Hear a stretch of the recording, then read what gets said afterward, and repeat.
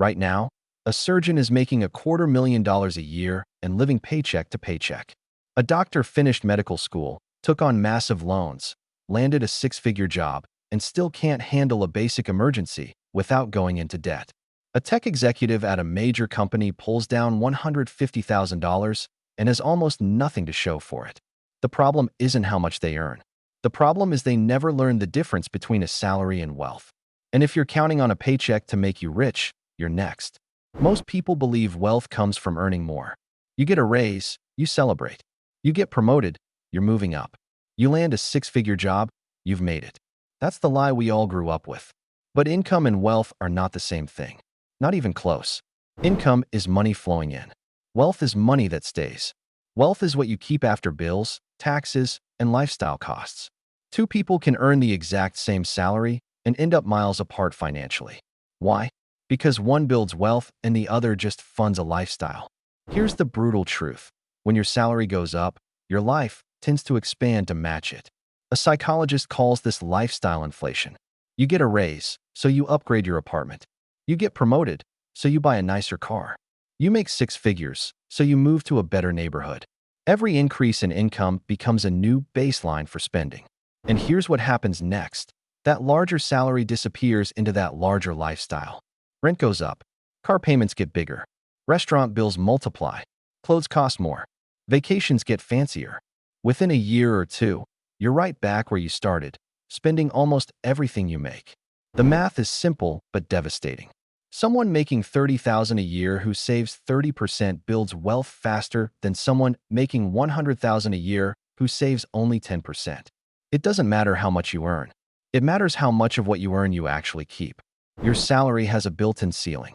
You have 24 hours in a day. You can work overtime. You can hustle. You can climb the ladder. But at some point, you hit a wall. There are only so many hours you can trade for dollars before your body and mind break down. Most jobs give you raises of 3 to 5% a year, if you're lucky. But that's linear growth. That salary grows in a straight line, slowly, predictably, capped by human effort. Meanwhile, wealth built through investments grows exponentially. It compounds. It accelerates. It doesn't care how many hours you worked. Here's another problem with salary income. It's taxed the hardest. Employment income sits at the top of the tax bracket for most earners. You earn $100,000, you might pay 20 to 30% in federal and state taxes before you see a dime. But investment income, capital gains, business income, these are taxed at lower rates. So the system is rigged against salary earners from the start. You make the most income from working, but you keep the least after taxes. And the longer you rely on that single salary, the more trapped you become. Your lifestyle needs it. Your mortgage depends on it. Your family expects it. You can't afford to lose it. That's the wage trap. You earn good money, so you feel rich. You spend like you're rich. You live in a nice house. You drive a nice car. You take nice vacations. But if that job disappears tomorrow, everything collapses. You're one layoff away from disaster. Meanwhile, the truly wealthy aren't sweating about their next paycheck. They've built income sources that don't depend on showing up. They have money that works while they sleep. Dividend payments, rental income, business profits, side hustle earnings, multiple streams flowing in simultaneously. The IRS studied millionaires and found something fascinating. The average millionaire doesn't have one source of income. They have seven different streams of money flowing in. Earned income is just the start. But most salary earners never get past that first stream. Here's what might shock you. The majority of millionaires in America never inherited money. 79% of them built their wealth from zero. No rich parents. No trust funds. No head start. But they all did something different than salary earners. They didn't just earn more. They earned differently. Here's another fact that demolishes the salary myth. Only 15% of millionaires were in senior leadership. Only 31% of them averaged $100,000 a year over their entire careers. One-third never made six figures in any single year of their working lives. So how did they build million-dollar net worths on modest incomes? 3 things. They avoided debt like it was poison. They saved consistently no matter what, and they invested those savings over decades. That's it. Not flashy, not sexy, just disciplined. Let's talk about what happens when you actually invest. Say you put $500 a month into the market at a 7% average annual return. In the first 5 years, you've contributed $6,000. Your investment gains? Only about $2,000. That's slow. That's discouraging. Most people quit here. But watch what happens if you stay. After 20 years, your total contributions are $120,000. But your investment gains have exceeded that. You've made more in gains than you put in from your own pocket. The math of compounding is finally working for you. After 30 years, you've contributed $180,000. But your investment gains are now $430,000. Your money has made more money than you ever made from working. That's when wealth finally takes over from salary. But here's the catch. Those early years of slow growth matter the most. A dollar saved at 25 is worth 10 times more at retirement than a dollar saved at 45. You can't make up lost time with money. The earliest years of compounding are irreplaceable. This is why salary earners so rarely become wealthy.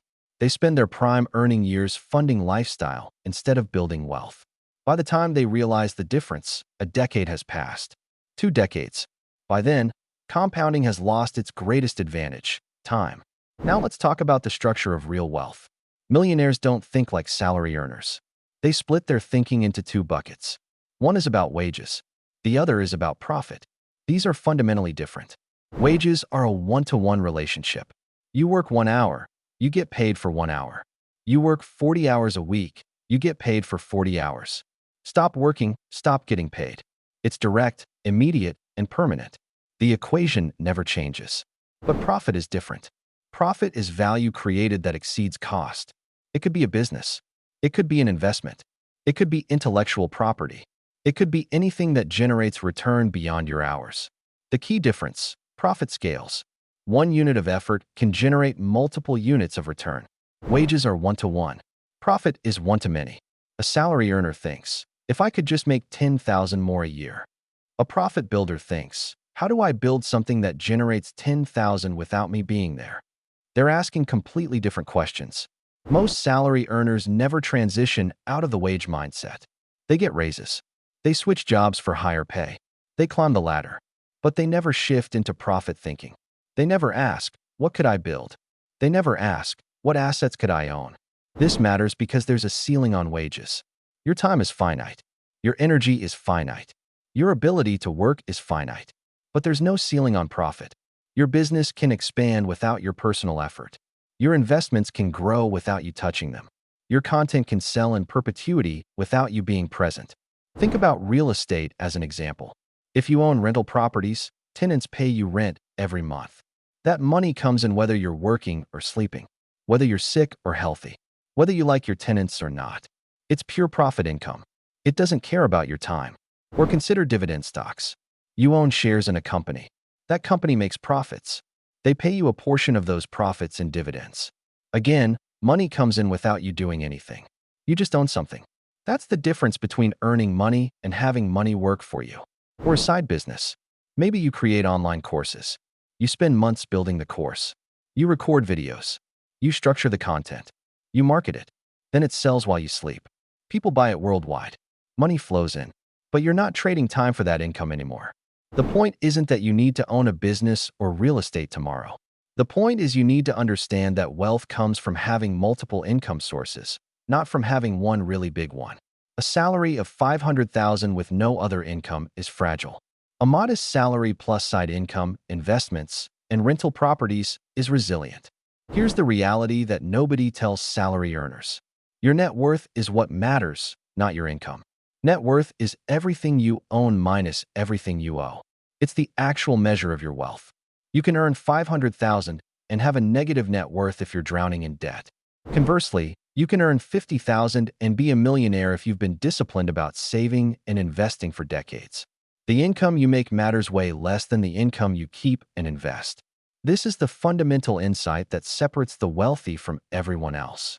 Study after study shows the same thing.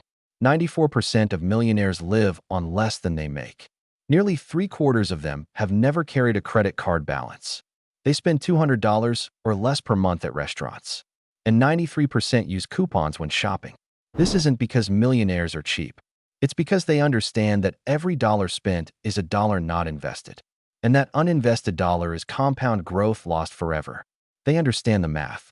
Spend now, or let it grow and retire wealthy.